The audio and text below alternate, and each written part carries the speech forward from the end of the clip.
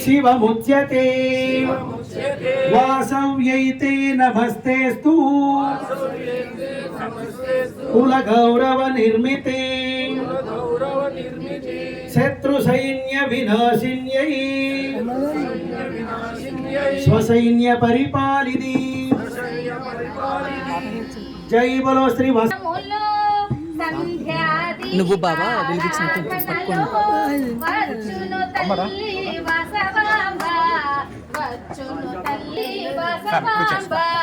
వచ్చును తల్లి కన్యకాంబ మెడలో ఎన్నో హారాలు సిగలో పారాధనలు వచ్చును తల్లి వాసవాంబ వచ్చును తల్లి వాసవాంబ వచ్చును తల్లి కంఠబాబకి. ఆధ్యాత్మిక ప్రవచనం చెప్పడానికి విచ్చేసిన స్వామీజీ పరంపరకి పాదపద్మాలకు నమస్కరిస్తూ మరి ప్రవచన కార్యక్రమానికి మనము ప్రాముఖ్యతనిస్తాము. ప్రధానంగా ఈరోజు విచ్చేసిన మన అతిథులు పెద్దలు ఒక రెండు నిమిషాలు మాట్లాడిన తర్వాత ప్రవచన కార్యక్రమం ప్రారంభమవుతుంది.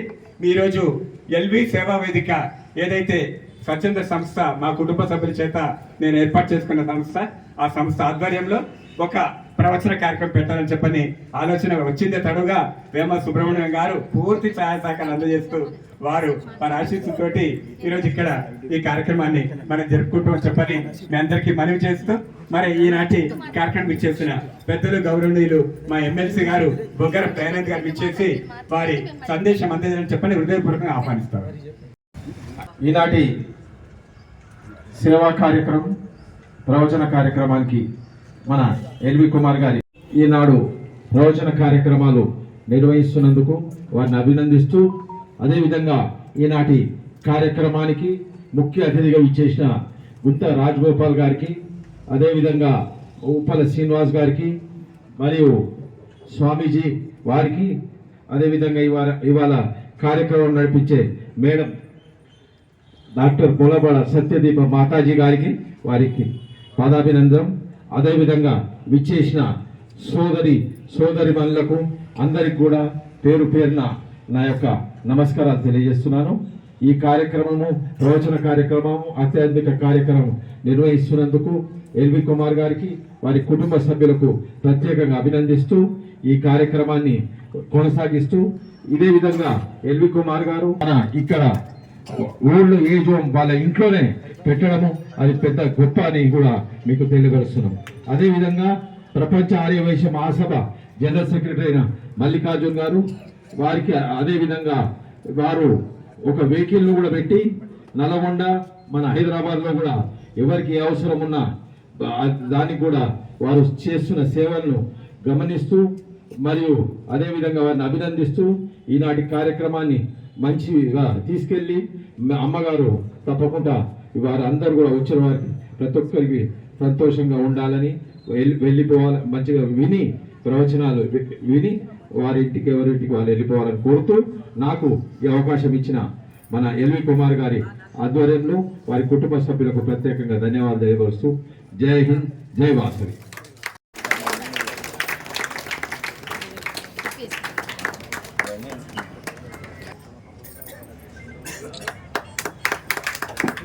మల్లికార్జున గారు ఒక నిమిషం మాట్లాడి వారి అమూల్యమైన సందేశాన్ని మనందరికి అందజేయాలని చెప్పి కోరుతూ, ఎందుకంటే మళ్ళా మనకు ప్రపంచం ఈరోజు చాలా సంతోషమైన విషయం ఏంటంటే వేమ సుబ్రహ్మణ్యం గారు మేము ఒక 10 సంవత్సరాలుగా రెగ్యులర్గా టచ్లో ఉంటాము. అంటే సత్యదీప గారితో ఫోన్లో ఎక్కువ టచ్లో ఉంటాము. పర్సనల్గా ఈరోజే జరగడం జరిగింది. అమ్మవారి జీవిత చరిత్ర అందరికి ప్రతి ఒక్క వైష్ణవి తెలియజేయాలనే తపన మన వేమ సుబ్రహ్మణ్యం గారికి ఎప్పటి నుంచో ఎంతో తపన పడతారు. ఈ అవకాశాన్ని ప్రపంచ ఆర్యవైశ్య మహాసభ ఎల్వి సేవా వేదిక ఆధ్వర్యంలో చేయాలని చెప్పి నిర్ణయించుకోవడం, దీనికి అందరూ రావడం. ఇంకొక ముఖ్యమైన విషయం ఏంటంటే మన దయానంద్ గారు, ఉప్పల శ్రీనివాస్ గారు, తర్వాత మన జడ్జి గారు, స్వామీజీ గారు ఈరోజే తెలుసుకొని, ఎందుకంటే ఇది చాలా అమూల్యమైన విషయాలు. వేమ సుబ్రహ్మణ్యం గారు ఒక వడపోసి కాన్సన్ట్రేటెడ్ ఫామ్లో మనకి ఇస్తున్నారు కాబట్టి ఒక్క నిమిషం కూడా ఫోన్లన్నీ సైలెంట్లో పెట్టుకొని మీరు వినాల్సిందిగా కోరుతుంది. ఎందుకంటే మేము చాలా అనుభవించాము. మీరు అందరి అనుభూతి పొంది అందరి అమ్మవారి ఆశీస్సులు పొందాలని కోరుకుంటూ ఈ ప్రవచనాలు ప్రపంచవ్యాప్తంగా మా అందరికి సహకారం డెఫినెట్గా ఉంటుంది. ఆల్రెడీ మహారాష్ట్ర తర్వాత వేరే వేరే స్టేట్లలో కూడా ఆల్రెడీ మాట్లాడడం జరిగింది. అందరికీ ఈ అవకాశాన్ని ఉపయోగించుకోవాలని మీకు తెలిసిన వాళ్ళందరికీ కూడా చెప్పాలని కోరుకుంటూ మరి ఒకసారి ఎల్వి కుమార్ గారికి తర్వాత మన వచ్చిన విధులందరికీ కృతజ్ఞతలు. Thank you very much.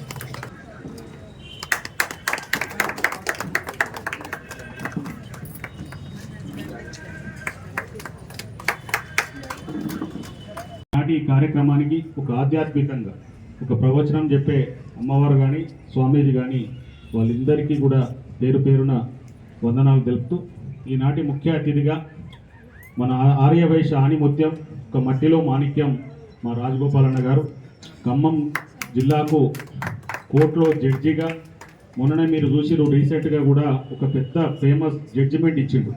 MLA కొనుగోలు విషయంలో కూడా న్యాయంగా ధర్మంగా ఎవరికి ఎట్టి పరిస్థితుల్లో ఏ రాజకీయ నాయకులకు లొంగకుండా ఉన్నది ఉన్నట్టుగా ఎంతో ఆయనకు కత్తి మీద సాంలాగుంటే ఒక జడ్జికి జడ్జిమెంట్ ఇవ్వాలంటే అటువంటిది రాజగోపాలన్న గారు కూడా మన వైశ్య బిడ్డ ఉండేది ఇక్కడనే తెలిసినారులా. రాజగోపాలన్న గారు కూడా ఏ ప్రోగ్రాంలోకి రాడు, మా ఎలువన్న మంచిగా పట్టుకొచ్చేది కదా, మా ఆధ్యాత్మిక కార్యక్రమం కూడా వచ్చింది. ఎందుకంటే కొట్టుకెళ్ళడానికి కూడా వాళ్ళు ఎక్కడ కూడా ఓరు.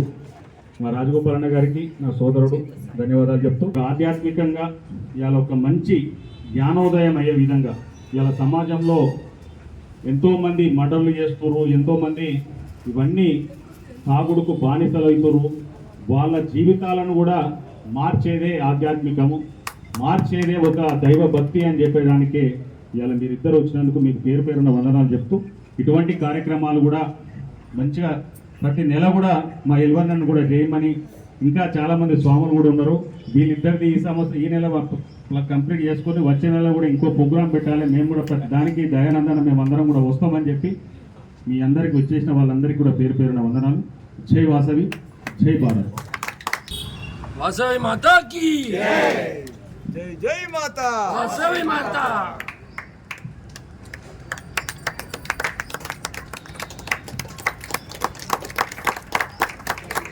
పెద్దలు దయానంద్ గారు ఎమ్మెల్సీ, మిత్రుడు శ్రీనివాస్ గారు, ఉప్పల శ్రీనివాస్ గారు, మల్లికార్జున గారు, మిత్రుడు ఎల్వి కుమార్ గారు, ఈ సమావేశంలో పాల్గొంటున్నటువంటి సోదర సోదరి మళ్ళందరికీ కూడా నా హృదయపూర్వక నమస్కారాలు.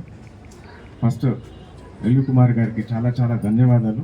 నన్ను అక్కడి నుంచి పిలిపించి వాసవి మాత ద్వారా నన్ను ఇక్కడ పిలిపించినందుకు ఒక మంచి కార్యక్రమంలో పాల్గొంటున్నటువంటి తృప్తిని కలిగించినారు. ఎప్పుడు కూడా నేను ఇట్లాంటి ప్రవచనాలకు వెళ్ళలేదు. సరే ఎల్వి కుమార్ గారికి మరి నా మీద ఎందుకో పిలవాలని కోరిక కలిగిందో మరి అమ్మవారి దయ అని నేను అనుకుంటున్నాను. సో కాబట్టి నేను ఎటువంటి పరిస్థితులు రావాలని ఈరోజు వర్కింగ్ డే అయినా కూడా ఈ ఆధ్యాత్మిక కార్యక్రమంలో పాల్గొని ఇక్కడ ఉన్నటువంటి అమ్మవారి గురించినటువంటి జన్మ రహస్యాలు, ఆ తల్లి గురించినటువంటి ప్రవచనాలు వినాలనే ఒక ముఖ్య ఉద్దేశంతో కాదనకుండా ఇక్కడ రావడం జరిగింది. చాలా సంతోషం. ఇలాంటి కార్యక్రమాలు జరిగించి ఇంకా మా అందరి మనసులో వాసవి మాత గురించినటువంటి భక్తి భావాన్ని పెంపొందించి మంచి కార్యక్రమాలు చేసినందుకు వాళ్ళకు ధన్యవాదాలు. ఇదే కార్యక్రమం కాకుండా వారు ఒక చారిటబుల్ ట్రస్ట్ ద్వారా మంచి మంచి కార్యక్రమాలు పేదలకు, తర్వాత ఎవరికి దిక్కులేనటువంటి అనాథలకు కూడా ఎంతో సేవ చేస్తున్నారు. వారికి ఆ వాసవి మాత మరింత శక్తినిచ్చి ఇలాంటి కార్యక్రమాలు చేసి సమాజానికి మరింత సేవ చేయాలని కోరుకుంటూ, ఇది ఉపన్యాసించాల్సిన టైం కాదు, మనమందరం ప్రవచనాల కోసం వెయిట్ చేస్తున్నటువంటి సమయం.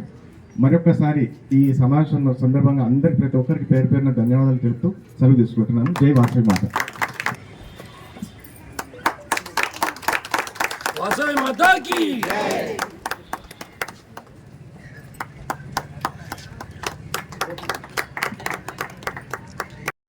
గణపతి గుం హవామహే కవిం కవీనాముపమశ్రవస్తమం జ్యేష్ఠరాజం బ్రహ్మణాం బ్రహ్మణస్వతాన శృణ్వన్నోతిభిः सीदसादनं प्रणो देवी सरस्वती वासेभिर्वासनीवती धीनामवित्रयवतु गणेशाय नमः सरस्वत्यै नमः श्रीगुरुभ्यो नमः हरिः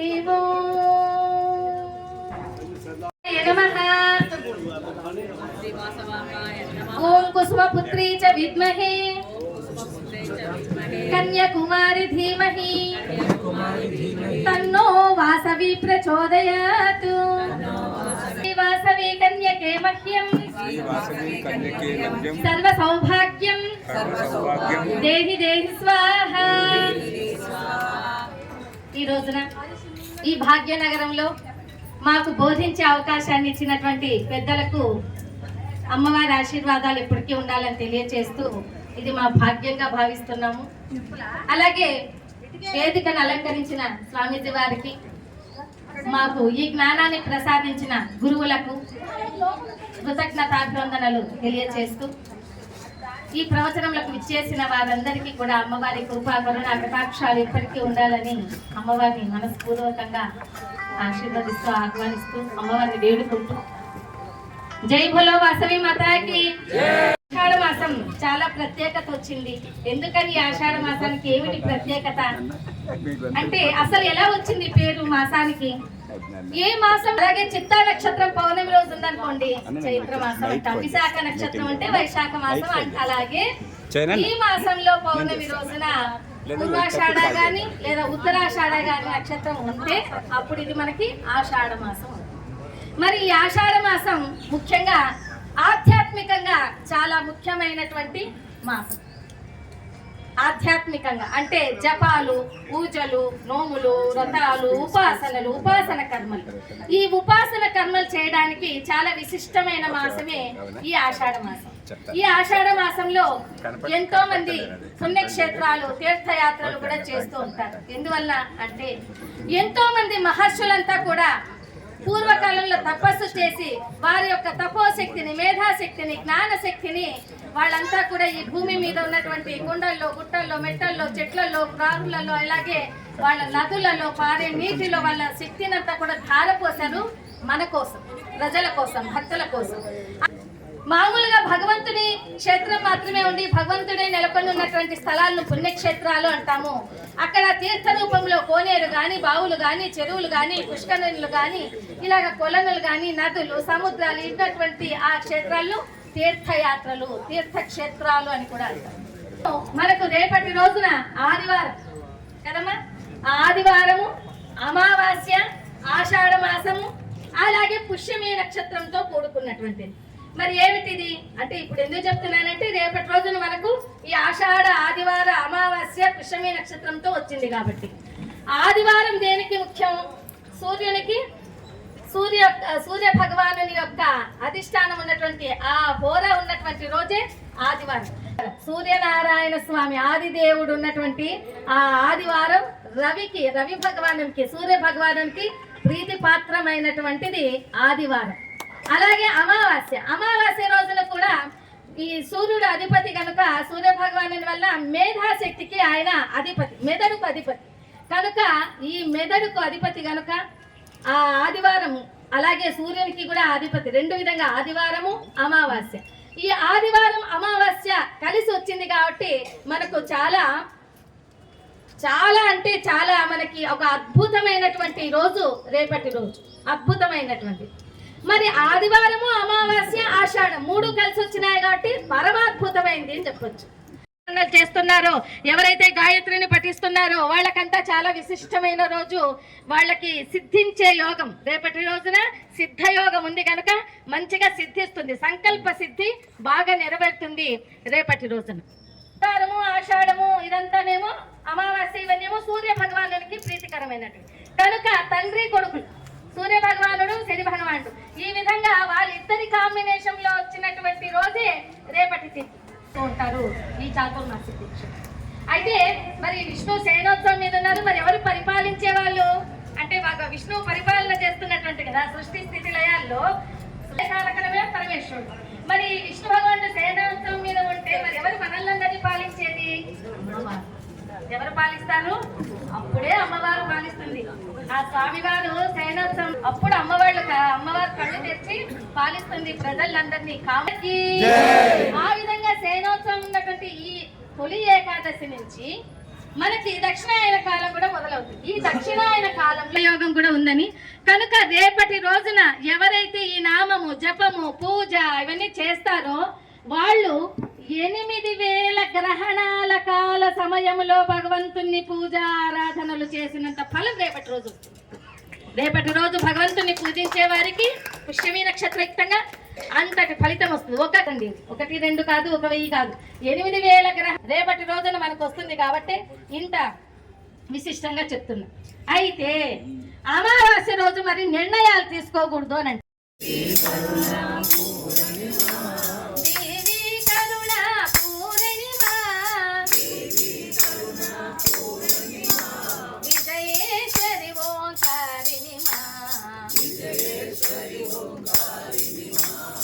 వాసవి మాత వందనము, వాసవి మాత వందనము, వాసవి మాత వందనము,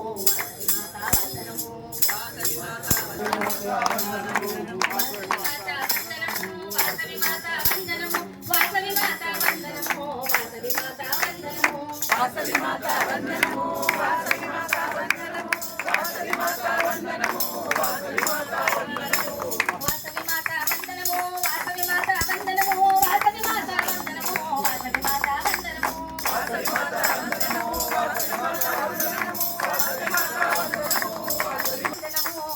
మాత వందనము, వాసవి మాత వందనము, వాసవి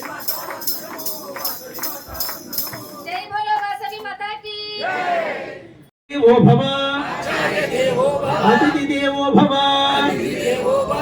అని మన పెద్దలు మన చిన్నతనం నుంచి మనకి నేర్పించారు. ఇంగ్లీష్ వాళ్ళ అలాగే మాస్టర్స్ డే గురువులకి 1 సంవత్సరం 1 రోజు. కానీ మన హిందూ ధర్మంలో ప్రతిరోజు తండ్రి పాదాలకు గురువు పాదాలకు భగవంతుణ్ణి పూజించాలి అని చెప్పినటువంటి ధర్మం మన యొక్క హిందూ ధర్మం. ఇంతటి మాతృదేవో భవ అని ముందుగా తల్లిగారిని ఎందుకయ్యా పూజించాలి అంటే 9 మాసాలు తన గర్భంలో కానీ పెంచినటువంటి తల్లికి ప్రథమ నమస్కారం, 2వ నమస్కారమే తండ్రి గారికి. తల్లి అమాయకురాలైనా చదువు లేకపోయినా మొదటి నమస్కారం తల్లి గారికి. అందుకే తండ్రి ఎంత గొప్పవాడైనా ఎంత ఉన్నత స్థానంలో ఉన్నా తండ్రి గారికి 2వ నమస్కారం. అలాగే 3వ నమస్కారం గురువు గారికి. అలాగే 4వ నమస్కారం భగవంతునికి అని ఆ ప్రకారంగా చెప్పారు. అంతేకాదు ఒక పరాయి వ్యక్తి మనకి సహకారం చేస్తాడో లేదో అని ముందుగానే అయ్యా నమస్కారం అంటాం. ఆ తర్వాత మనం మోసపోతున్నాం సహకారం అందక. కానీ మనకి చిన్నతనం నుంచి కని పెంచినటువంటి తల్లిదండ్రుల్ని రోజుకు ఒక్కసారి కానీ మనం నమస్కరిస్తే పోయేదే ఉంది, పుణ్యమే తప్ప. కాబట్టి అలాంటి తల్లిదండ్రుల్ని మనం ప్రతిరోజు పూజించి గౌరవించాలి. అలాంటిది మరి మన ఎల్వి కుమార్ గారు అనేక మంది తల్లిదండ్రులకి ఇక్కడ ఆశ్రయం ఇచ్చి ఒక దేవాలయంగా ఆ ఇంటిని మలిచారు. ఆ ఎల్వి కుమార్ గారికి గట్టిగా చప్పట్లు. మరి ఒక్కరేనా అంటే కుమార్ గారికి వెనకుండా నడిపించినటువంటి ఒక శైలజమ్మ గారు, పద్మావతి గారు ఒక్కసారి లేచి నిలబడి ఆ దంపతి మీరందరూ ఆశీర్వదించవలసిందిగా కోరుతున్నాను. గట్టిగా చప్పట్లు కొట్టారు.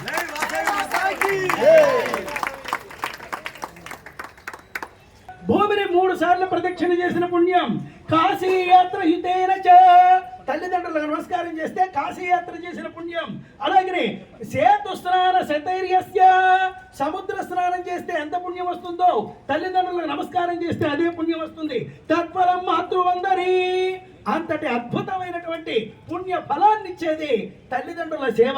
శ్రవణ కుమారుడు ఇలా అంటున్నాడు, కనిపించని దేవుని కన్నా కని పెంచిన తల్లిదండ్రులే మిన్న.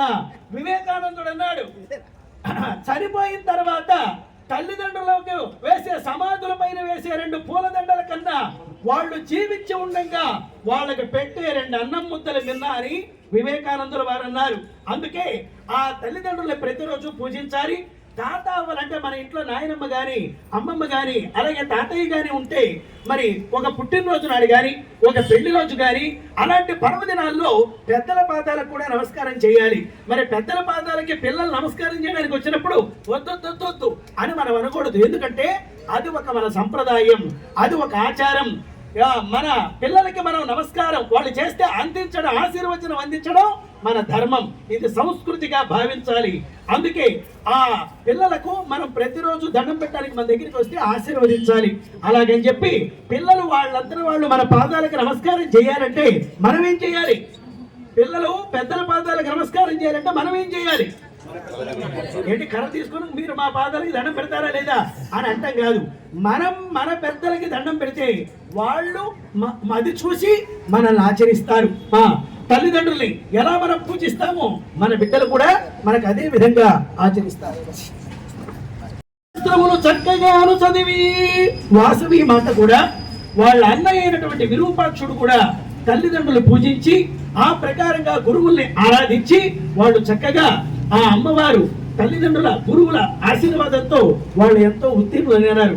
గురువుల యొక్క ఆశీర్వాదం ఎంత గొప్పదో ఒక్క పాట ద్వారా గురువు గారిని పూజించడం ద్వారా వచ్చే పుణ్య ఫలితం ఏమిటో ఈ ఒక్క నామ సంకీర్తన ద్వారా మనం తెలుసుకొని ఆ గురువుల యొక్క అనుగ్రహాన్ని మనం ఒక్కసారి పొందుదాం. చెప్పండి శరణమని చెప్పండి, వాసవి మాతకు శరణమని చెప్పండి, కుసుమాంబ పుత్రికకు శరణమని చెప్పండి, వైశ్యకుల దేవతకు శరణమని చెప్పండి, పింగ్లి కుల గోత్రినికి శరణమని చెప్పండి, శరణమని చెప్పండి, శరణమని చెప్పండి, వాసవి మాతకు శరణమని చెప్పండి, శ్రీచక్రవాసినికి శరణమని చెప్పండి, శాంత స్వరూపినికి శరణమని చెప్పండి, ఆది పరాశక్తికి శరణమని చెప్పండి,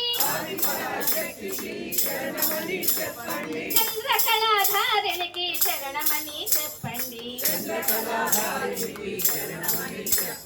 శరణమని చెప్పండి, శరణమని చెప్పండి,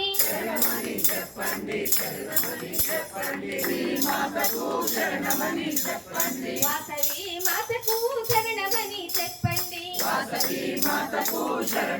చెప్పండి, జై బోలో వాసవి మాతకి. వెళ్ళేటప్పుడు రిక్త హస్తాలతో వెళ్ళకూడదని శాస్త్రం. రిక్త హస్తాలంటే ఖాళీ చేతితో వెళ్ళకూడదు. అందుకే భగవంతుడు కూడా పత్రం పుష్పం ఫలంతో మీరు రిక్త హస్తాలతో నమస్కారం చేయడం కాకుండా మీరు పత్రి గాని పుష్పాలు గాని ఇలా అందించే నమస్కారం భగవంతుని పాదాల దగ్గర పెట్టి నమస్కారం చేయాలని ఈ విధంగా అంటున్నారు. అగ్నిహోత్రం గృహక్షేత్రం. ఆ యజ్ఞం దగ్గరికి వెళ్ళేటప్పుడు, గురువుల దగ్గరికి వెళ్ళేటప్పుడు, మహాత్ముల దగ్గరికి వెళ్ళేటప్పుడు రిక్త హస్తాలతో వెళ్ళకూడదని శాస్త్రం.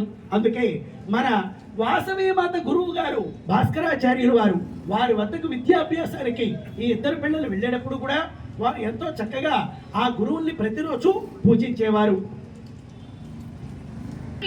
ఆషాఢ మాసంలో ఎంతో ముఖ్యమని మనం ఇందాక తెలుసుకున్నాం. ఎందువల్ల ఎంత ముఖ్యం వచ్చింది అంటే వ్యాస జయంతి కూడా ఈ మాసంలోనే మనం జరుపుకున్నాం. అంతేకాదండి, వ్యాస జయంతి అంటే ఇప్పుడు మనకి విష్ణు స్వరూపుడే వ్యాసుల వారు. ఎందుకంటే ఈ రోజున పురాణాలున్నాయి, ప్రవచనాలున్నా, 18 పురాణాలు, అష్టాదశ పురాణాలు, వీటిని అన్నిటినీ ఇతిహాసాలు, వీటిని అన్నిటినీ కూడా వేదాలను కూడా 4 భాగాలుగా ఋగ్వేదము, యజుర్వేదము, సామవేదము, అథర్వణ వేదాలుగా వేదాలను విభజించినటువంటి వారు వ్యాస భగవానుల వారు.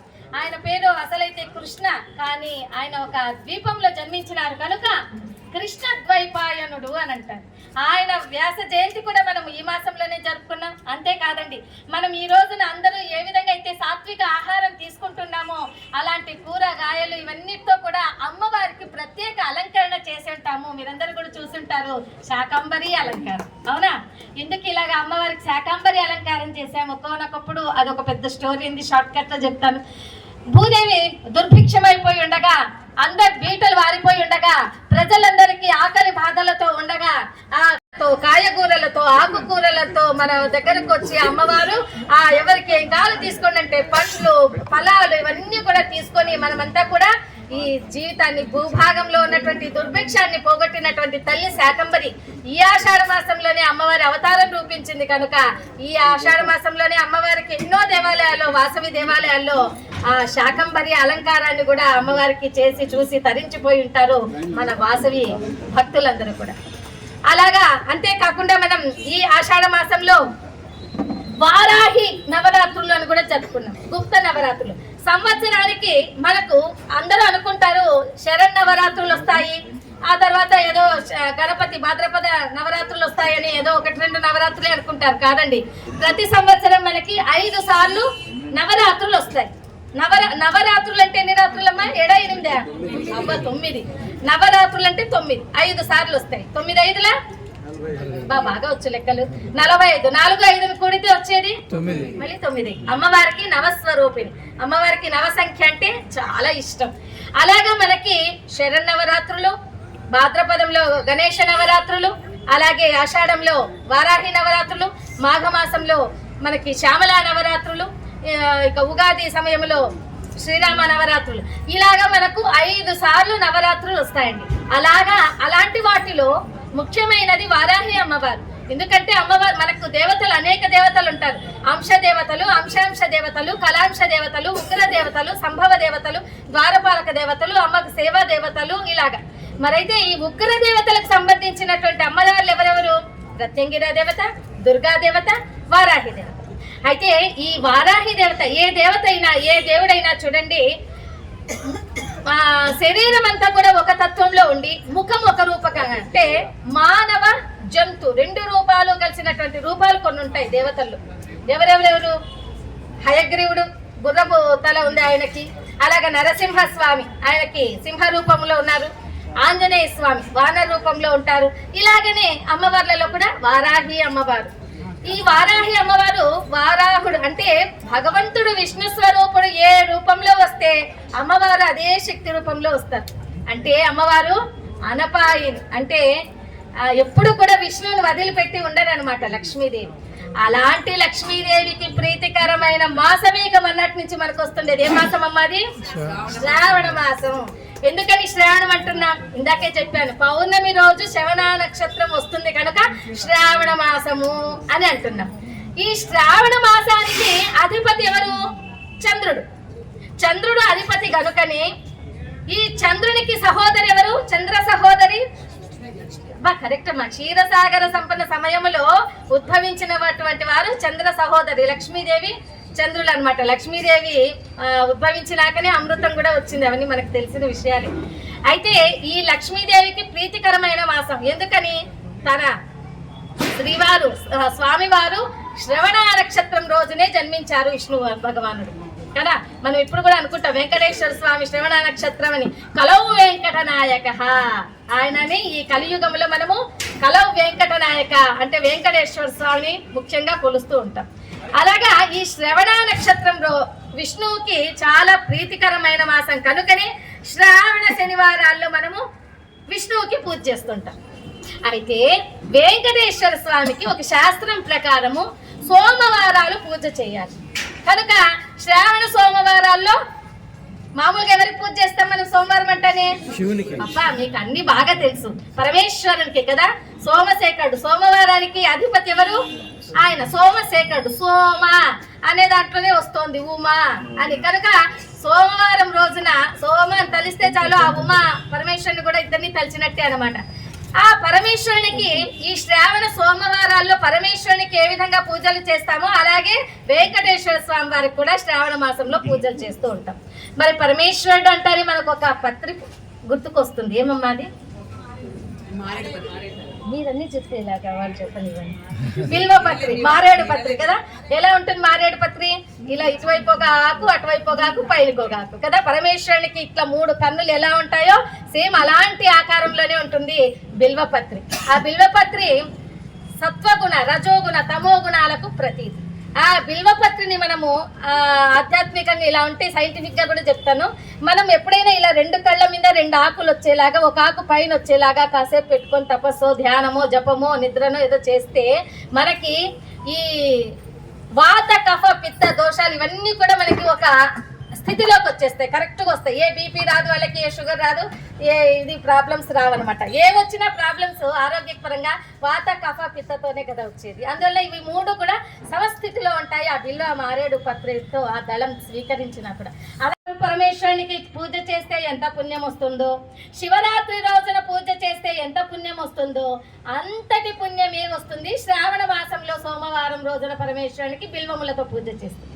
ఈ శ్రావణ సోమవారం రోజున సంధ్యా సమయమున బిల్వపత్రితో పరమేశ్వరునికి పూజ చేసి తరించాలని 33 కోట్ల దేవతలు కూడా వేచి చూస్తుంటారు. ఎప్పుడెప్పుడు వస్తుందా శ్రావణ సోమవారాలు సంధ్యాకాలము అని. కనుక మీరు కూడా ఎవ్వరు మర్చిపోవద్దు. కానీ పరమేశ్వరునికి పూజ మాత్రము మర్చిపోతారా? మర్చిపోవద్దండి అయ్యా బాబు, మర్చిపోకండి. అలాంటి పరమేశ్వరునికి ఒక్క సంకీర్తన. భూ శంభో శివ శంభో స్వయంభో, భూ శంభో శివ శంభో స్వయంభో, గంగాధర శంకర కరుణాకర మామవ భవసాగర తారక, గంగాధర శంకర కరుణాకర మామవ భవసాగర తారక, నిర్గుణ పరబ్రహ్మ గమగమభూత ప్రపంచరహిత నిజ గుణ నిహిత నిరాకరణంద ఆనంద అహిషయ అక్షయలింగ, ఆనంద అహిషయ అక్షయలింగ, భూ శంభో శివ శంభో స్వయంభో, భో శంభో శివ శంభో, ధిమిత ధిమిత ధిమి ధిమి కిట కిట తోం తోం తోం తరి కిట కిట తో, ధిమిత ధిమిత ధిమి ధిమి కిట కిట తోం తోం తోం తరి కిట తో, మాతంగ ముని వర వందిత ఈశ సర్వదిగంబర వేషిత వేష నిత్య నిరంజన నిత్య మహేశ ఈశ మహేశ సర్వేశ, భూ శంభో శివ శంభో స్వయంభో, భో శంభో శివ శంభో స్వయంభో, శివ శంభో స్వయంభో, శివ శంభో స్వయంభో. ఆ నామకరణ మహోత్సవానికి అనేక మంది మహర్షులందరినీ ఆహ్వానించారు కుసుమ శ్రేష్ఠి గారు. మన పిల్లలకు కూడా నామకరణం చేయాలంటే చక్కగా దేవుని పేర్లు పెట్టాలండి. 4 అబ్బాయిలు అనుకోండి, 4 అమ్మాయిలు అనుకోండి, లక్ష్మి, దుర్గా, చాముండి, లలిత.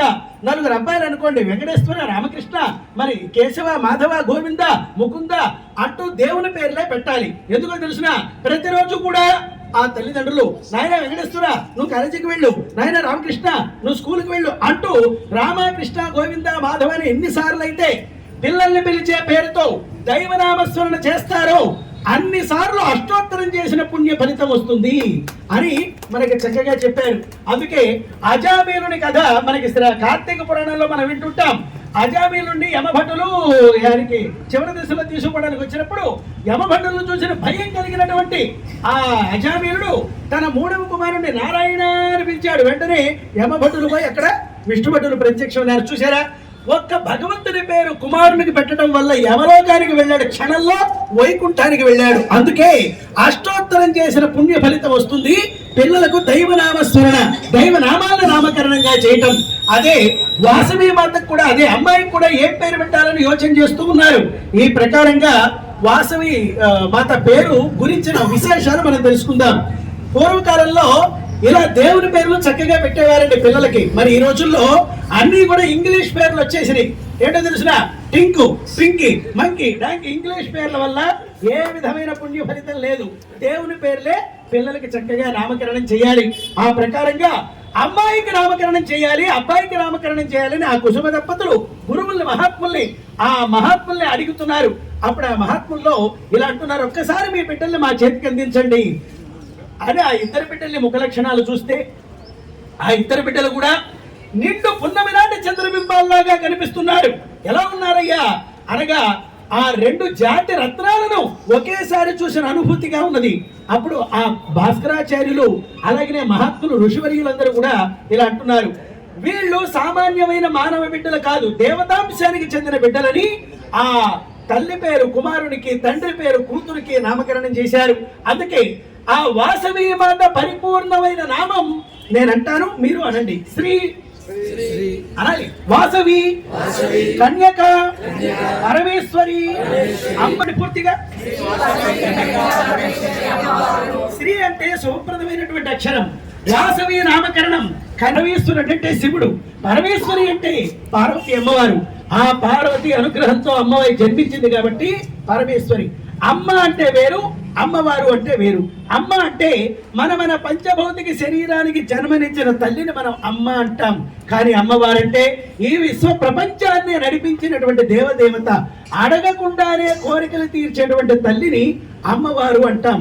మన తల్లిని అడిగితేనే పెడుతుంది, అడగండి అమ్మైనా పెట్టదు. కానీ అమ్మవారు అంటే అడగకుండానే మన అమ్మవారు మన అందరికీ ఆ అనుగ్రహాలు ఇచ్చే దేవత వాసవి అమ్మవారు. త్రిమూర్తుల 3 బీజాక్షరాలు, త్రిశక్తుల 3 బీజాక్షరాలే వాసవి అనే నామంగా నామకరణం చేశారు. వాసుదేవుడు విష్ణుమూర్తి, స సత్యలోకాధిపతి బ్రహ్మ, విశ్వేశ్వరుడు ఈశ్వరుడు, త్రిమూర్తి స్వరూపిణి వాసవి. వరలక్ష్మి లక్ష్మీదేవి, స సరస్వతీదేవి, విశ్వేశ్వరి పార్వతి, త్రిశక్తి స్వరూపిణి వాసవి. వాసవి వాసవి వాసవి అంటే త్రిమూర్తుల 3 బీజాక్షరాలు, త్రిశక్తుల 3 బీజాక్షరాలు కలిపిన మహామంత్రమే వాసవి అనే నామం. అందుకే రామకోటి తరువాత ఈ రోజుకి కూడా వాసవి కోటి శ్రీవాసవిని ఈ రోజుకి రాయటానికి కారణం. ఆ ప్రకారంగా వాసవి మాతకు చక్కగా నామకరణం చేశారు. మరి అదే ప్రకారంగా ఆ ఇద్దరు పిల్లలకి 5వ సంవత్సరం వయస్సు వచ్చేసింది. గురువర్యులైన భాస్కరాచార్యులు వారి వద్ద పెనుగొండ పక్కనే ఉన్న రియాలి అనేటువంటి నగర పట్టణంలో గురువు గారి ఆశ్రమం ఉన్నది. ఆ ఇద్దరు పిల్లల్ని గురువు గారికి అప్పగించారు. గురువర్య, మా ఇద్దరు బిడ్డలకు మీరు సకల విద్యా పారంగతులుగా తీర్చిదిద్దవలసింది మహానుభావ అనగానే ఆ గురువు గారు ఆశ్చర్యపోయినాడు. ఎందుకంటే వాసవి మాత దేవత. గురుదేవుని పూజలు చేయగా భక్తులు అందరూ రారమ్మ.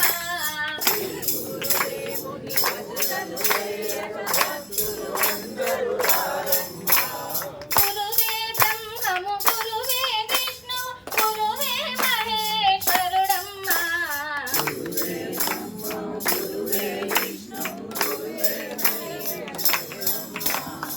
గురువే బ్రహ్మము, గురువే విష్ణువు, గురువే మహేశ్వరుడమ్మ.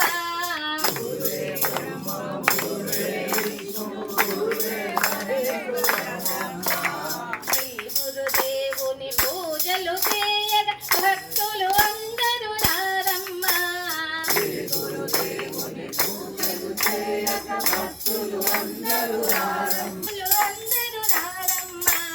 భక్తులు అందరూ రారమ్మ. శిష్యులు అందరూ జై బోలో వాసవి మాతాకి. वासवी माता की जय माता, वासवी माता, जय माता, वासवी माता की. మహర్షుల్ని దర్శిస్తేనే మహాపుణ్యం. స్పర్శనం పాపనాశనం. వాళ్ళను స్పర్శించి నమస్కారం చేస్తే సమస్త పాపాలు దూరం అవుతాయి. సంభాషణం కోటి తీర్థం. వాళ్ళతో గాని మనం సంభాషణ చేస్తే కోటి తీర్థాలు మునిగినటువంటి పుణ్యం వస్తుంది. సేవనం ముక్తిదాయకం. వాళ్ళని సేవిస్తే ముక్తి కలుగుతుందని పెద్దలు ఎన్నో రకాలుగా చెప్పారు. మరి కూడా 2 నిమిషాలు ఏదైనా మంచి ఆధ్యాత్మిక విశేషాలు చెప్పడానికి ఇక్కడికి వచ్చారు. ఓం నమో బ్రహ్మాదిభ్యో బ్రహ్మ విద్యా సంప్రదాయ కర్తృభ్యో వంశ ఋషుభ్యో మహద్భ్యో నమో గురుభ్యః. సర్వవ్యాపకమైనటువంటి పరమాత్మకి నమస్కరించుకుంటూ, అదేవిధంగా తెలుగు జాతికి ఆధ్యాత్మిక జ్ఞాన భిక్షను ప్రసాదించిన సద్గురు మహర్షి మలయాళ స్వామివారికి, మద్గురువులైన శ్రీ నిత్యశుద్ధానంద స్వామివారికి ప్రణామాలు చేస్తూ, వైశ్య కులదేవత అయినటువంటి శ్రీ వాసవి కన్యకా పరమేశ్వరి యొక్క మాతలకి వాసవి కన్యకా పరమేశ్వరి మాత యొక్క శ్రీచరణములకు సభక్తికంగా నమస్సులు చేస్తూ, ఈ యొక్క కార్యక్రమాన్ని ఇంత ఘనంగా నిర్వహిస్తున్నటువంటి శ్రీమాన్ ఎల్వి కుమార్ గారికి అభినందనలు తెలియజేస్తూ, వేదికపైనటువంటి పెద్దలందరికీ, సభయందు ఉపస్థితులైనటువంటి సభాసదులందరి హృదయాంతరాల్లో ఉన్నటువంటి ఆ దివ్య చైతన్యానికి కూడా హృత్పూర్వకంగా ఓం నమో నారాయణాయ స్మరణలు తెలియజేస్తూ, ఇచ్చినటువంటి సమయంలోనే కొన్ని అంశాలు మీ ముందుంచే ప్రయత్నం చేస్తాము. మరి మనకి ఒక 3 అంశాలు పేర్కొన్నారు. ఒకటి వాసవి మాత చరిత్ర అని, రెండవది భాగ్యనగరం అనే పేరు ఎలాగ వచ్చింది, మూడవది మహాత్ములు మహర్షులను దర్శించడం వల్ల కలిగే ఫలితం ఏమిటి అనేవి అంశాలుగా ఉన్నాయి. మరి మనకి వాసవి మాత చరిత్రలో చెబుతూ ఉన్నారు, విష్ణువర్ధన మహారాజు గారు మరి వాసవి మాతను పరిణయమాడాలనేటటువంటి ఉద్దేశం చేత మరి వారు దండయాత్ర చేస్తాము, తప్పకుండా మీరు మాకు అప్పగించాల్సిందే అని సంధులు చేయటము మొత్తం అంతా చేస్తారు. కానీ అమ్మవారు దానికి ససేమిరా అని ఒప్పుకోరు.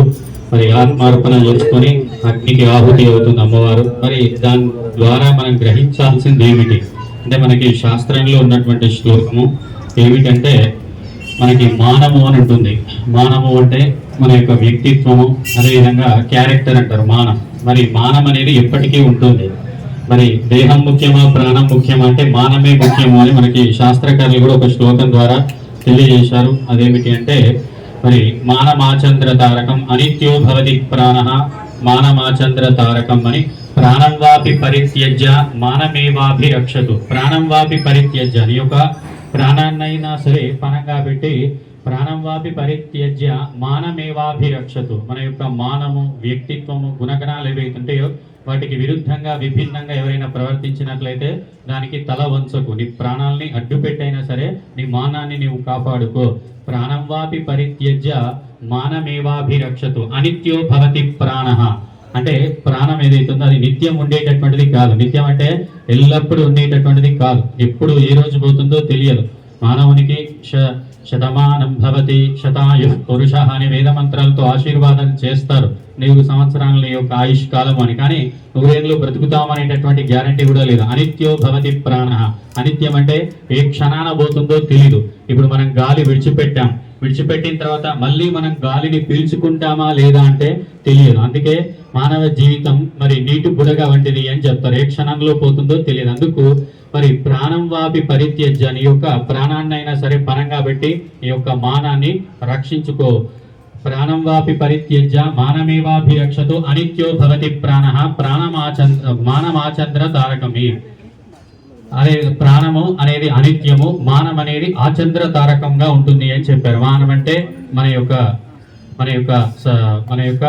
మరి వ్యక్తిత్వం, గుణగణాలు ఏవైతున్నాయో వాటిని ఎట్టి పరిస్థితుల్లో కూడా చంపుకోవడానికి వీల్లేదు అనేది మనకు దీని ద్వారా తెలుస్తుంది. మరి విష్ణువర్ధన మహారాజు గారు రండి అంటే వెళ్ళాలా, మనకి ఇష్టం మన యొక్క ఇష్టాలు కూడా ఉంటాయి. ఆయన రమ్మనగానే మరి పోవడానికి మనం కూడా సిద్ధంగా ఉండాలి. అట్లా కాదు అని మరి మానమే ముఖ్యమని అమ్మగారు దాని ద్వారా తెలియజేశారు. అదేవిధంగా మరి హైదరాబాద్ లో చార్మినార్ దగ్గర భాగ్యలక్ష్మి అమ్మవారి యొక్క ఆలయం ఉన్నటువంటి కారణం చేత పూర్వము ఈ యొక్క నగరాన్ని భాగ్యనగరము అని పిలిచేటటువంటి వారు.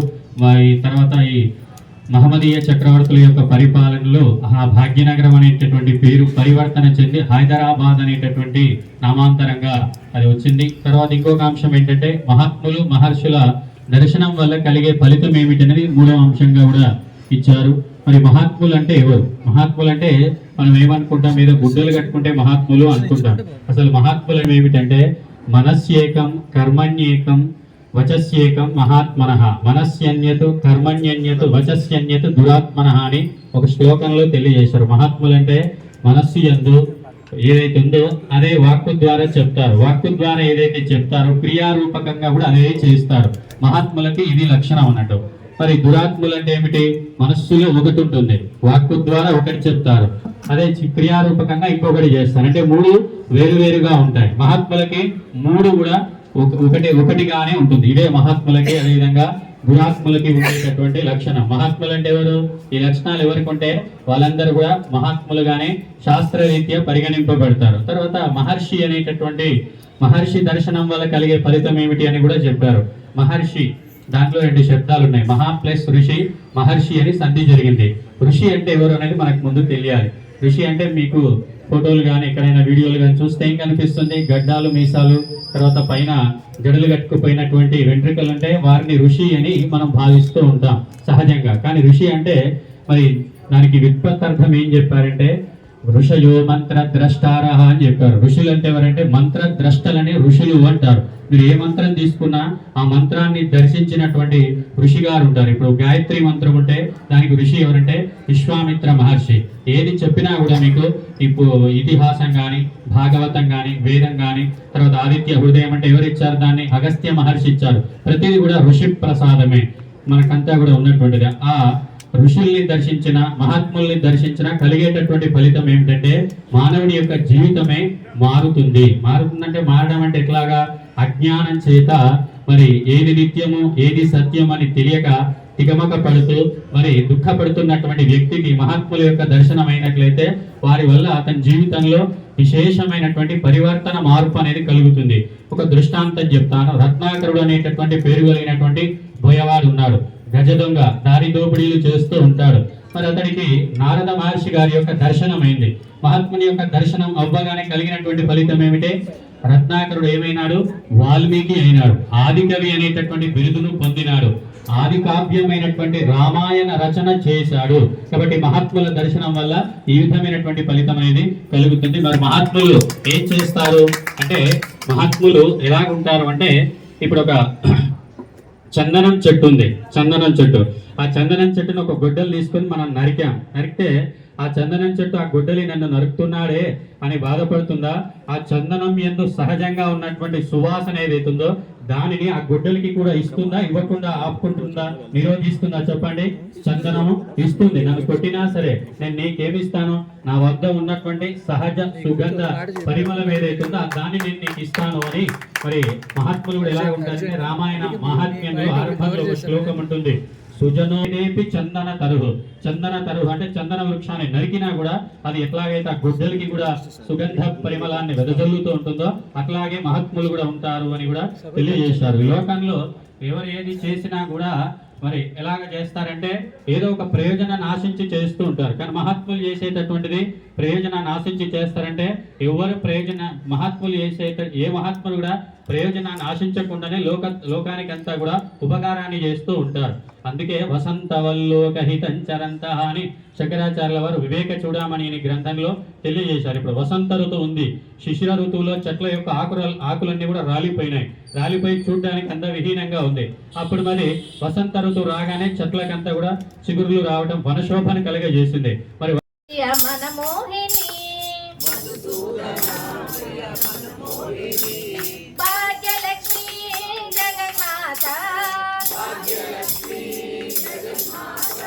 మధుసూదన ప్రియ మనమోహిని ఆది లక్ష్మి ధనధాన్య లక్ష్మి సంతాన లక్ష్మి సౌభాగ్య లక్ష్మి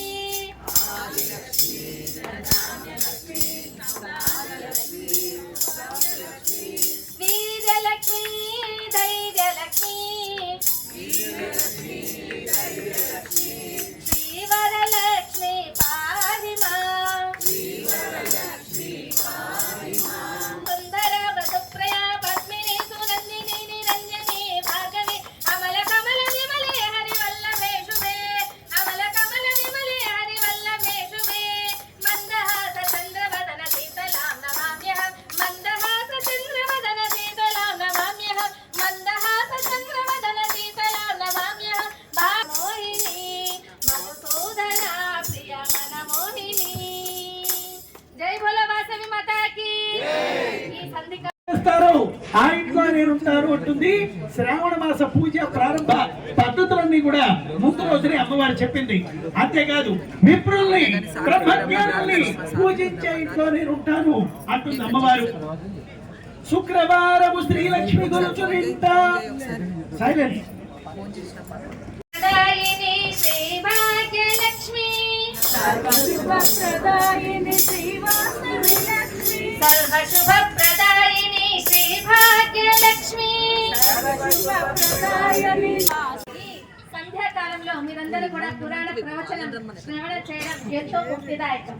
శ్రవణం అని ఎందుకంటున్నాం అంటే శ్రవణ నక్షత్రం దగ్గర ఒక శృతి, వేదముల నుంచి వచ్చేటువంటి శృతి సౌండ్ అంటే ఆ నాదం వినిపిస్తుంది కనుకనే శ్రవణం అనేటువంటి పేరు ఆ నక్షత్రానికి వచ్చింది. అంతేకాదండి, మనకి హయగ్రీవుల వారు బ్రహ్మదేవునికి వేదములు సమర్పించినది కూడా ఈ మాసంలోనే కనుకనే శ్రవణ నక్షత్రం అని. ఈ శ్రవణ నక్షత్రానికి అధిపతి చంద్రుడు కనుక, చంద్రుడికి అధిపతి లక్ష్మి, చంద్ర సహోదరి కనుక లక్ష్మీదేవిని కూడా మనము ఈ మాసంలో ముఖ్యంగా ఆరాధిస్తూ ఉన్నాం. ఇందాకే ఈ గురువులు వీళ్ళంతా కూడా. అదే విధంగా మరుత్ అంటే వాయువుకి అధిపతులు ఈ శని భగవానుడు. అలాగే శిఖ అంటే అగ్నిదేవునికి మరి అధిపతులు కుజుడు. అలాగే వారి అంటే జలం, ఈ జలానికి అధిపతి శుక్ర భగవానుడు.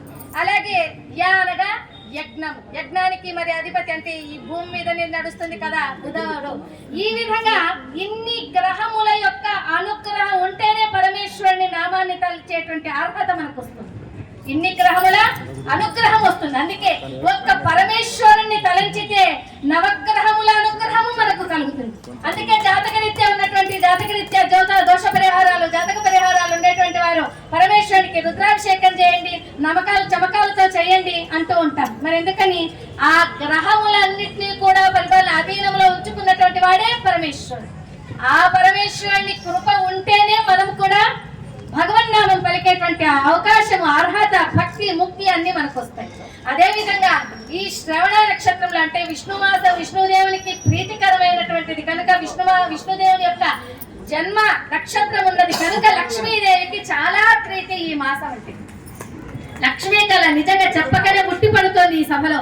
మరి ఎంతో మంది సభలో లక్ష్మీ పుత్రులు, లక్ష్మీ పతులు, లక్ష్మీ సేవకులు ఎంతో మంది సభలో పేరు పేరున నాకు చెప్పాలంటే మరి మీదే అష్టకం అవుతుంది కనుక మనం కాస్త ప్రవచనం చెప్పుకోవాలి కనుక ఈ లక్ష్మీ పతులు, లక్ష్మీ సేవకులందరికీ కూడా మహాలక్ష్మి కృపా కరుణా కటాక్షాలు ఇలాగే ఉండాలని అమ్మవారిని కోరుకుంటూ, ఈ మహాలక్ష్మిని ఏ విధంగా పూజిస్తున్నాము అనంటే మనకు శంకరాచార్యుల వారు అన్నారు అంగం హరే అన్నారు. మొట్టమొదటనే హరే అని. ఎందుకంటే ఆ హరి ఉంటేనే సిరి ఉంటుందండి. ఊరికే సిరిని కొలిచామనుకోండి, ఊరికే లక్ష్మీదేవిని కొలిచామనుకోండి, వస్తుంది అమ్మవారు మీ ప్రీతితో భక్తితో. కానీ ఎంతసేపు ఉంటుంది పాపం అనపగాయని నిరవధ్య అంటే అమ్మవారు ఎప్పుడు కూడా విష్ణువుని వదిలిపెట్టి ఆవిడ ఉండలేదు. ఆవిడ వచ్చి ఎంతసేపు ఉంటుంది? ఏదో మీకు పుణ్యం ఫలించినంత కాసేపు ఉంటుంది. తర్వాత ఎప్పుడెప్పుడు నారాయణుడిని చేద్దామా అనే ఉంటుంది లక్ష్మీదేవి. కనుక ఎప్పుడు కూడా హరి ఉంటేనే సిరి ఉంటుంది. కనుక ఆ సిరికి ఇష్టమైనటువంటి తన శ్రీవారిని మనం విష్ణుదేవుని కూడా కొలుచుకుంటేనే ఆ హరి కూడా మనకు ప్రసన్నుడు అవుతేనే ఆ సిరి కూడా ప్రసన్నురాలు అవుతుంది అనమాట. అలాగేగా మనం చూడండి, అందుకే భగవత్ శంకరాపాదులు అంగం హరే పులకభూషణమాశ్రయంతి భృంగాంగనేవ ముకులాభరణం తమాలం అంగీకృతాఖిల విభూతి అపాంగలీల మాంగళ్యదాస్తు మమ మంగళ దేవతాయ అన్నారు. మొట్టమొదటనే హరిని కొలిచారు. ఆ హరిని తలిస్తేనే అమ్మ దయ, కృప, కరుణ, కటాక్షాలు ఉంటాయి. ఆ తర్వాత ఈయన ఎంతైనా పొగడొచ్చు అనమాట.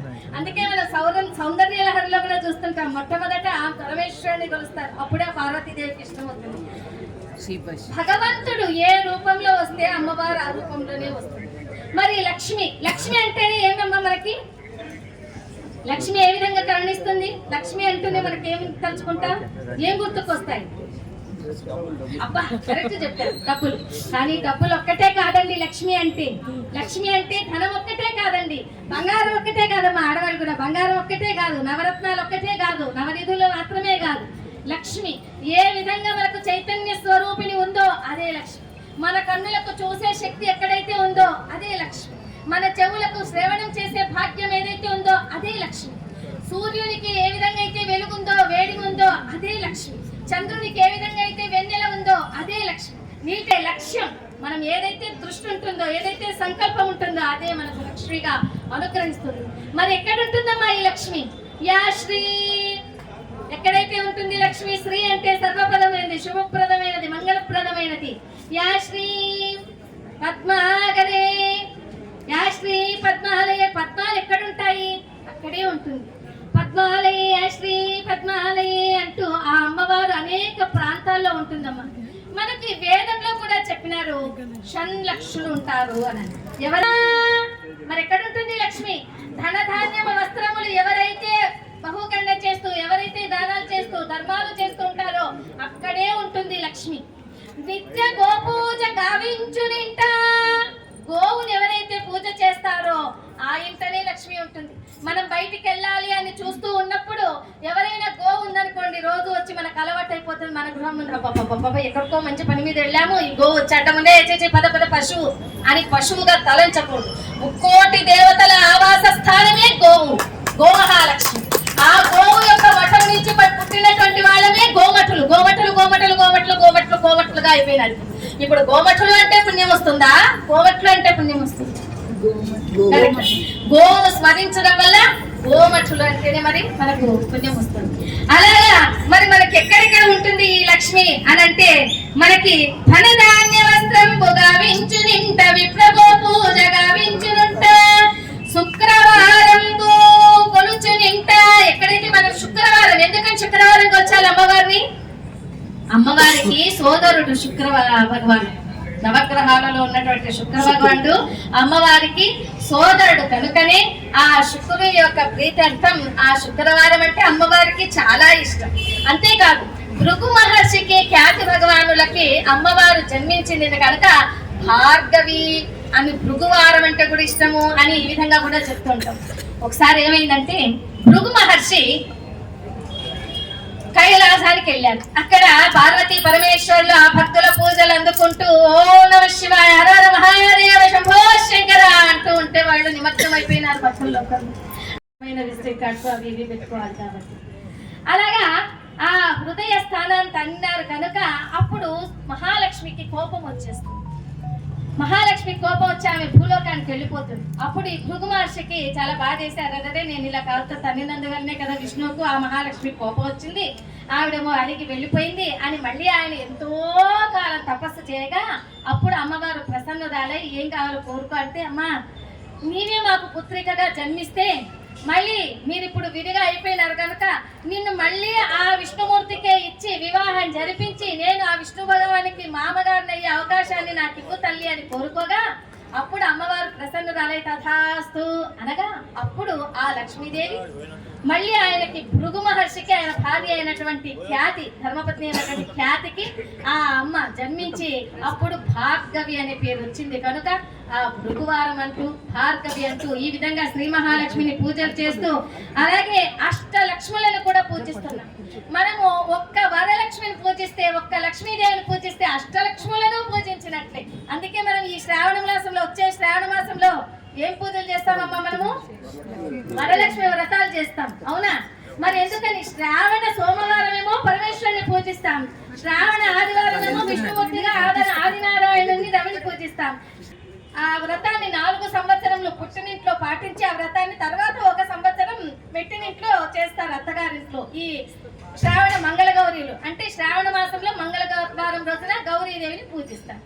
మరి గౌరీదేవిని పూజిస్తున్నారు, లక్ష్మీదేవిని పూజిస్తున్నారు. లక్ష్మికి కలశం పెడతారు, గౌరీదేవికి కలశం పెడతారు. అంతా కొంచెం ఏదో రూపం వేరే అంతే. లక్ష్మిని ఆవాహిస్తే కలశంలోకి లక్ష్మి ఆవాహం అవుతుంది, గౌరీని ఆవాహనిస్తే ఆవాహం చేస్తే ఆ గౌరీదేవి ఆవాహం అవుతుంది. సత్యనారాయణ స్వామి వ్రతకథలో కూడా అంతే కదా, సత్యనారాయణ స్వామిని ఆవాహన చేస్తే ఆ నారాయణని ఆవాహన అవుతుంది. ఇలాగా మరి ఎందుకని లక్ష్మీ గౌరీలు ఇద్దరిని కూడా పూజిస్తున్నాం మనము అనంటే చూడండి, లక్ష్మీదేవిని పూజించడం వల్ల మనకు ధన బలము గజ బలము వస్తాయి. అలాగే గౌరీదేవిని పూజించడం వల్ల మానసిక శక్తి శారీరక శక్తి వస్తాయి, అంతే కదా. పార్వతీదేవి మనకేమిస్తుంది? శక్తి స్వరూపం పార్వతీదేవి కనుక మానసిక శక్తిని శారీరక శక్తిని ప్రసాదించేటువంటి దేవత మంగళ గౌరి. అలాగే ధన బలాన్ని గజ బలాన్ని ప్రసాదించే దేవత శ్రావణ లక్ష్మి. అందుకనే వరములను సగే వేలుపు నీవే లక్ష్మీ వరలక్ష్మి, వేలుపు నీవే అమ్మ వరలక్ష్మి అంటూ మనము ఈ శ్రావణ మాసంలో ఆ వరమహాలక్ష్మి నోములు పూజలు చేస్తాం. మరి వరలక్ష్మి కథలు మనం చాలా ముఖ్యంగా ఒక అమ్మ కథను తెలియజేసుకుంటాం కదమ్మా. చారుమతి, అవునా? చారు అంటే మతి అంటే మేధస్సు, మంచి గుణం అంటే మంచి గుణము కలిగినటువంటి ఆమెకు అమ్మవారు కలలో కనిపిస్తే అందరి మీలాంటి సువాసినులకు కూడా భక్తులందరికీ తెలియజేసి ఇదిగో ఇలాగా అమ్మవారికి వ్రతం చేయాలి అని అందరితోనూ చేయించింది. అదే ఆ అసూయ పనులకు ఎవరికైనా అమ్మవారు చేయిస్తే కనిపిస్తే ఏం చేస్తారు? వాళ్ళొక్కరే చేస్తారు, అవునా? కపిల ధేనువు, కామధేనువు, ఇలాగా విష్ణుకి ఇష్టమైనటువంటి ఆ కపిల ధేనువును ఎవరైతే పూజిస్తున్నారో అంటే మనకు పెరటింట్లో కామధేనువు, ఆ ఇంటి ముందే కల్పవృక్షము అంటాం. మరి ఇంటి ముందు కల్పవృక్షాన్ని పూజించినా లక్ష్మిని పూజించినట్లే ఆ పెరటింట్లో మనము గోమాతను పూజించినా లక్ష్మిని పూజించినట్లే. ఎందుకంటే ఒకసారి ఏమైందంటే మహాలక్ష్మి వెళ్ళి గోశాలలోకి ఆ గోవులతో గోలక్ష్ములతో అమ్మ నేను కూడా మీ గోశాలలో ఉండిపోతాను అని అడిగింది ఆ లక్ష్మీదేవి. అప్పుడు ఈ గోవులన్నీ కూడా అమ్మా నీ నామములో నువ్వెంత ప్రకృతి మాతవైనా ప్రకృతి స్వరూపమైన, ఎందుకంటే అమ్మవారు ద గాడెస్ ప్రాస్పెరిటీ, అమ్మవారు Lakshmidevi the goddess of prosperity కనుక ఆ మహాలక్ష్మి స్వరూపము ఎంత స్వాభావికంగా ఉంటుందో అమ్మవారి మొట్టమొదటి నామంలోనే మనం తెలుసుకుంటాం. ప్రకృత్యై నమః అని. అమ్మవారు మరి కోపం వస్తే వికృత్యై నమః అది కూడా ఉంది రెండోటి. అలాగా అమ్మవారి యొక్క నామాలలో చంచలాయ నమః, చపలాయ నమః అని వస్తుంది. మనం ఇదేదో లక్ష్మీ నామాలే అన్ని బాగున్నాయని ఆ పేర్లు మనకు కనుక మాకు ఏమాత్రము మీ ఉండడం ఇష్టం లేదనేసరికి అమ్మవారు ప్రాధాయపడగా అప్పుడు గోవు యొక్క పృష్ఠ భాగములో ఉండడానికి అమ్మవారు ఆ గోవులన్నీ కూడా అమ్మవారికి అర్హతనిచ్చాయి. కనుకనే గోవు యొక్క పృష్ఠ భాగంలో మనము శ్రీ మహాలక్ష్మి నెలకొని ఉంటుంది. కనుకనే ఆ గోవును పూజిస్తున్నాం. గోవు పాదమున పితృదేవతలుందురు, గొలుసున తులసి మాత ఉండును, గంగడోలున దశావతారాలుందురు, దంతపంక్తిని దేవతలుందురు, ఓంకారంగా నాలుగు విధాలుగా ఉంటుంది. ముఖము జ్యేష్ఠాదేవి, కన్నులలో సూర్యచంద్రులు, ఉగ్రాది దేవతలుందురు, చెవులు శంకు చక్రాలు, కొమ్ములు గోయింద్రాదులు, గోపురము గాలిగోపురంగా గోలు, అగ్రభాగాన తీర్థస్థానములు స్థావరాజంగముండును, అంగాలలో చతుర్దశ భవనాలుండును, రోమాలన్నీ లింగాలే, తోలు యముడు తోక గోర ఏకటి కంచి బోలు, పొదుగు పుండరీకాక్షుని బోలు, సప్తముద్రాల నదుల బోలు, పాలు భాగీరథి బోలు అంటూ ఆ గోవులనికి చెప్పాలంటే మనకి ఎంత సమయమైనా చెప్పచ్చు. ఇలాగా ఆ గోలక్ష్మిని పూజిస్తే మనము 3 కోటి దేవతలను ఆ మహాలక్ష్మిని పూజించినట్టు. మనకు ముఖ్యంగా లక్ష్మీదేవి కొన్ని స్థానాలలోనే ఉంటుందన్నమాట. ఏమిటా స్థానాలు అంటే తాడి చెట్టు. తాడి చెట్టు అంటే తెలుసు కదండి, పామ్ ట్రీ అంటారు, సమ్మర్ లో వస్తుంటాయి చూడండి తాటి ముంజలు. ఆ తాడి చెట్టు, ఆ తాడి చెట్టు అంటే అమ్మవారికి చాలా ఇష్టం. ఆ తాడి నుంచి చేసిన గ్రంథాలే తాటపత్ర గ్రంథాలు అంటాం, అవునా?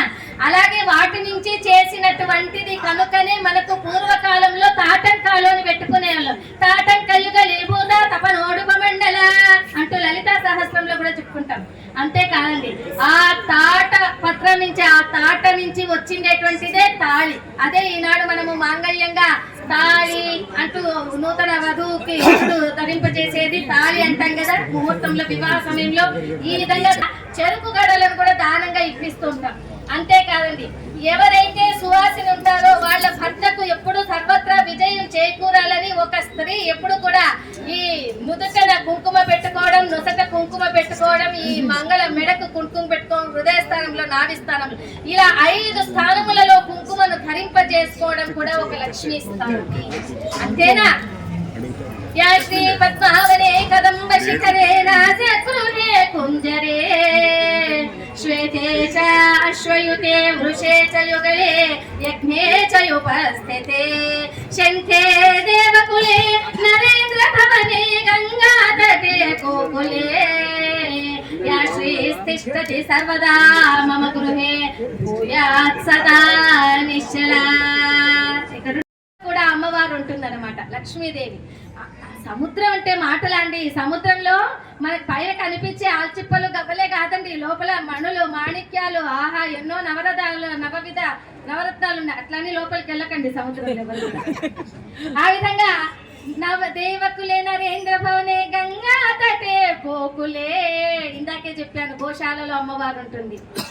గోకులే యా శ్రీ తిష్టతి, ఈ ప్రదేశాలన్నిట్లో ఏ విధంగా అయితే లక్ష్మీదేవి తిష్ట వేసుకొని కూర్చుందో, యా శ్రీ తిష్టతి సర్వదా మమ గృహే, ఆ లక్ష్మి మా ఇంట్లో కూడా ఎప్పుడు ఉండమని, మమ గృహే భూయాత్ సదా నిశ్చలా, ఎప్పుడు ఉండమని కోరుకుంటున్నాం.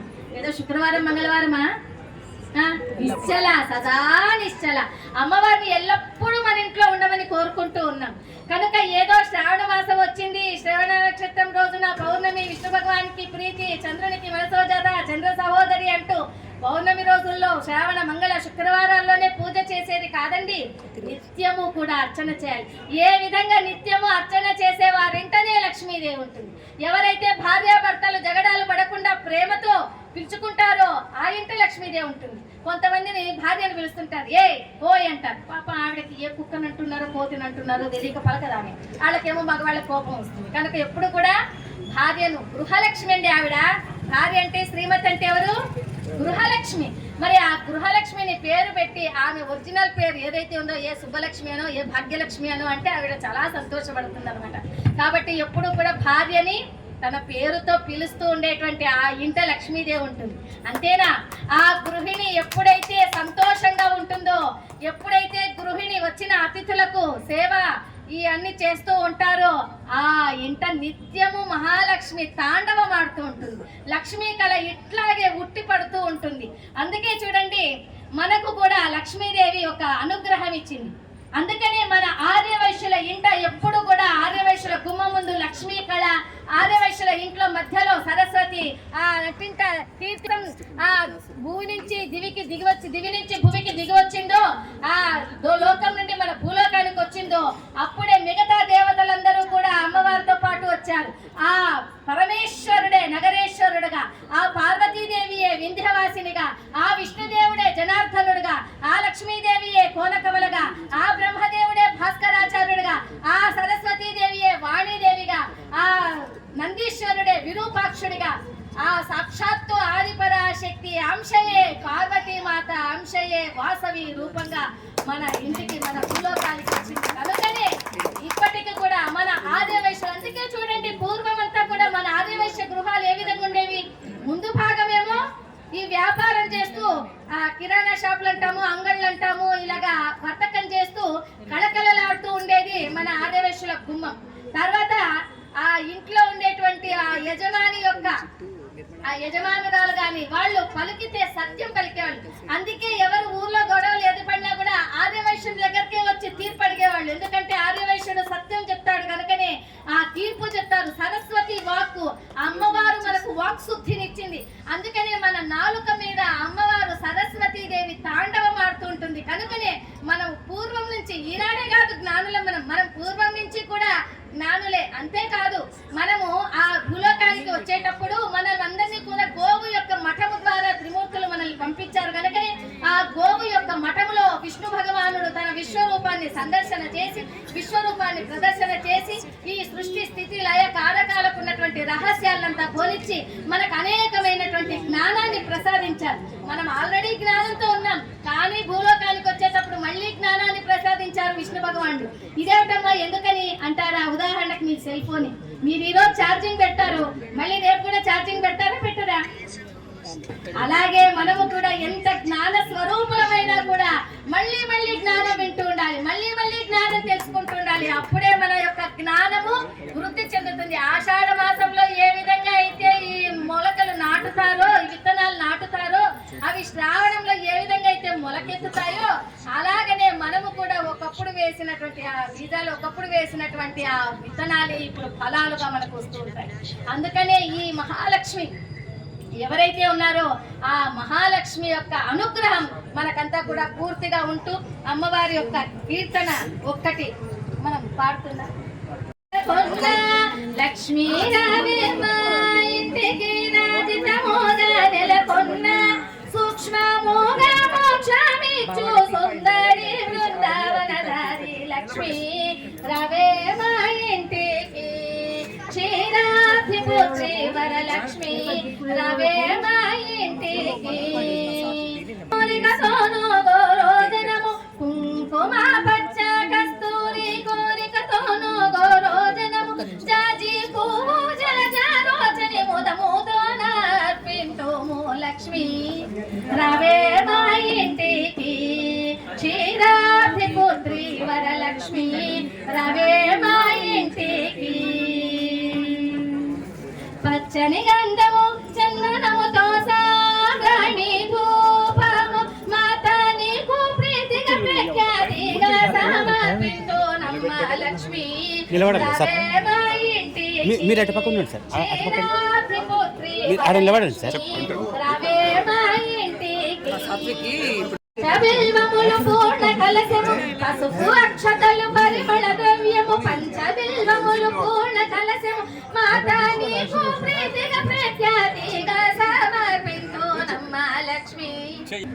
అందము గజరి అంచు చీర కుందనంపు పచ్చని రవిక మాతా నీకు ప్రీతిగా ప్రఖ్యాతిగా సమర్పించు నమ్మ లక్ష్మి.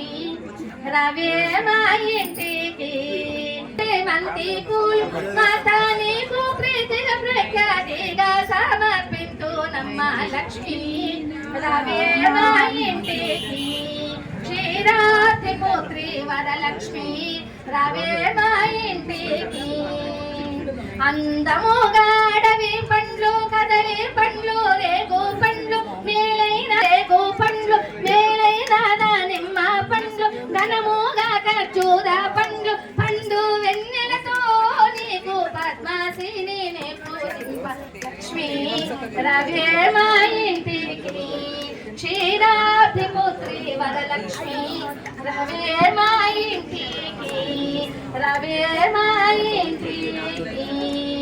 7 చేతులతో భక్తులందరికీ 4 చేతులతో అమ్మవారు వరద ఇస్తుందో అలాంటి ఆ లక్ష్మీదేవి యొక్క శాంతి, సుఖము, సంతోషము, కీర్తి, చైతన్యము, శుభము, మంగళకరము అన్ని కూడా మీ భక్తులందరికీ శ్రావణ మాసంలో వచ్చే మాసంలో అందరినీ కూడా అమ్మవారు అలరించాలని మనస్ఫూర్తిగా అమ్మవారి కోరుకుంటూ అమ్మవారి కృప కరుణ కటాక్షాలు అందరికీ ఉండాలని భక్తులందరూ అష్టైశ్వర్యాలతో ఉండాలని వేడుకుంటూ జై బోలో వాసవి మాతాకి.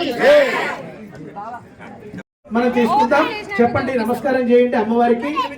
ఓం మాతృదేవో భవ పితృదేవో భవ ఆచార్య దేవో భవ అతిథిదేవో భవ. ఓం భూర్భువః స్సువః తత్సవితుర్వరేణ్యం భర్గో దేవస్య ధీమహి ధియో యో నః ప్రచోదయాత్. ఓం త్రయంబకం యజామహే సుగంధిం పుష్టివర్ధనం ఉర్వారుకమివ బంధన వృక్షో వృక్షీయమామృత. మాతా పితృభ్యో నమః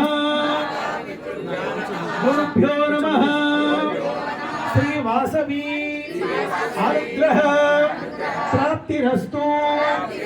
ఆయురారోగ్య ఐశ్వర్యం అభివృద్ధిం సమృద్ధయే దేహిదాపయ స్వాహ. ఏడుకొండలవాడ వెంకటరమణ గోవింద గోవింద. శ్రీ వాసవి మాతాకి జై. అందరూ కూడా మాతాపితృల యొక్క ఆశీర్వాదాన్ని మనందరం పొందుదాం. ఆ మాతాపితృలకి నిండు 100 ఏళ్ళు అష్టైశ్వర్యాలతో ఆయురారోగ్యాలతో వాళ్ళు ఆ అమ్మవారి ఆశీస్సులతో ఇంకా జ్ఞానంతో జపంతో ధ్యానంతో వాళ్ళ జీవితాన్ని ఈ దేవాలయంలో చక్కగా ఆనందంగా గడపాలని మరొకసారి ప్రార్థిస్తున్నాము. అలాగే గురువర్యుల యొక్క ఆశీర్వచనం కూడా తర్వాత ఇప్పుడు వాళ్ళు ఇస్తారు. మీరంతా ఆనందోత్సాహాలతో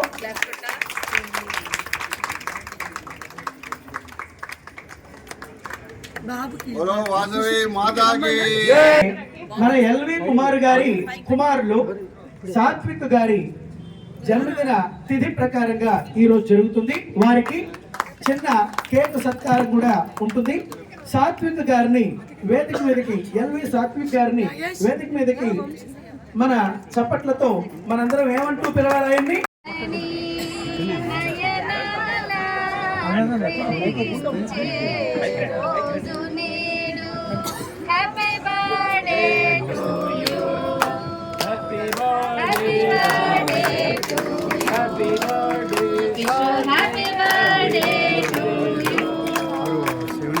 ఇలాగే తల్లిదండ్రుల ప్రేమ అభిమానాలతో బంధుమిత్ర సహకారంతో ఈ అబ్బాయి ఎప్పుడు కూడా అమ్మవారి కృపా కరుణ కటాక్షాలతో జీవితంలో ఎంతో విజయం సాధించాలని అమ్మవారిని కోరుకుంటూ ఇలాగే ఈ పండుగ ఈ రోజే కాదు వచ్చే ప్రతి ఏటా కూడా ఇలాగే పండుగలు జరుపుకోవాలి. ప్రతి ఏటా కూడా మేము మళ్ళీ వచ్చి పురాణ ప్రవచనాలు చెప్తుండాలి అని కోరుకుంటున్నాం.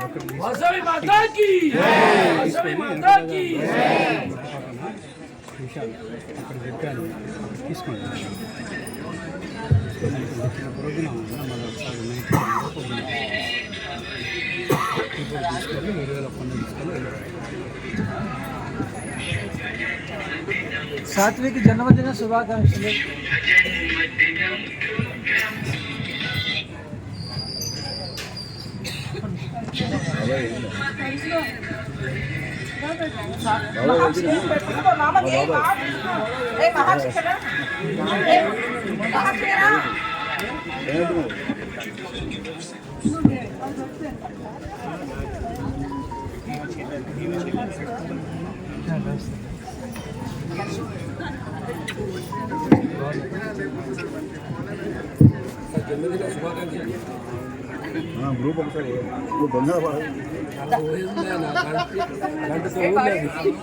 ఒక్క నిమిషంలో ఈ కార్యక్రమం ముగుస్తుంది. తదుపరి మరి ఈరోజు వ్యయ ప్రయాసాల కోర్చి మన మీద అత్యంత ఆదరాభిమానులతో మనకు మంచి ఆశీస్సులు అందేందుకు ఇచ్చేసిన మన పొలమడ సత్యదీప మాతాజీ గారిని మా కుటుంబ సభ్యులందరూ కూడా సత్కరిస్తారు. మరి వేమ సుబ్రహ్మణ్యం గారిని, స్వామీజీ గారిని సత్కరించిన తర్వాత వారి అనుమతితోటి కార్యక్రమం ముగిసిన తర్వాత మీరందరూ అల్పాహారం తీసుకుని మరొకసారి కోరుకుంటూ మా కుటుంబ సభ్యులందరినీ వేదిక మీదకి రమ్మని కోరుకుంటూ మాతాజీ గారు అనుమతించాలి మమ్మల్ని, మేము చిరు సత్కారం మీకు చేస్తాం. గాళ్ళను మాది, నా పేరు శివానంద స్వామి, శ్రీ రామదూత ఆశ్రమం ఆమనగల్లు. మొన్ననే కేరళలో గురువాయూర్లో 7 రోజులు సప్తాహం చేశాం. అమరావతి గారు కూడా ఆ కార్యక్రమంలో పాల్గొనడం జరిగింది. ఆ కేరళ సప్తాహ ప్రసాదాన్ని మరి ఇంత ఆధ్యాత్మిక కార్యక్రమాన్ని ఘనంగా నిర్వహించినందుకు అభినందిస్తూ ఆశ్రమం తరపున వారిని ఆశీర్వదించడం జరుగుతుంది. శ్రీమాన్ ఎల్వి కుమార్ గారు దంపతుల్ని.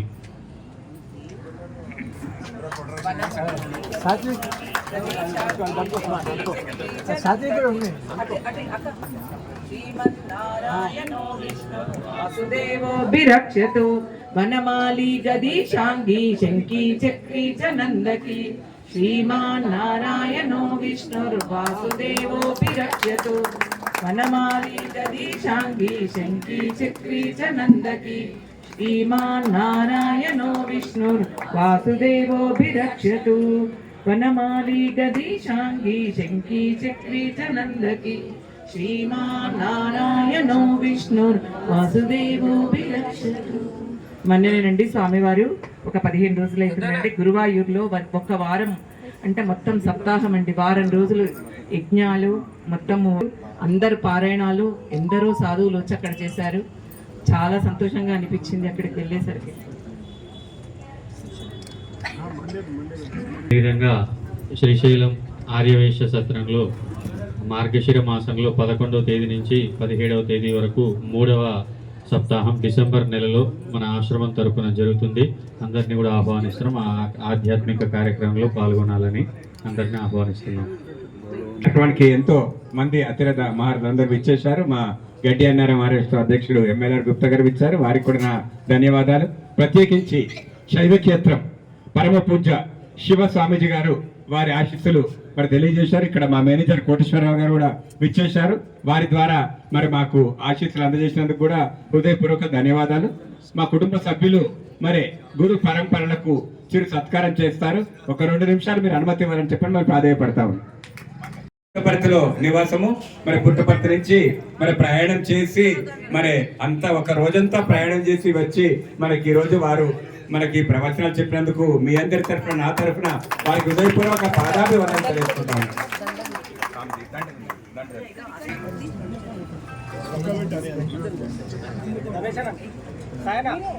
రమేష్ ఈ టిఫిన్ కూడా పెట్టేసి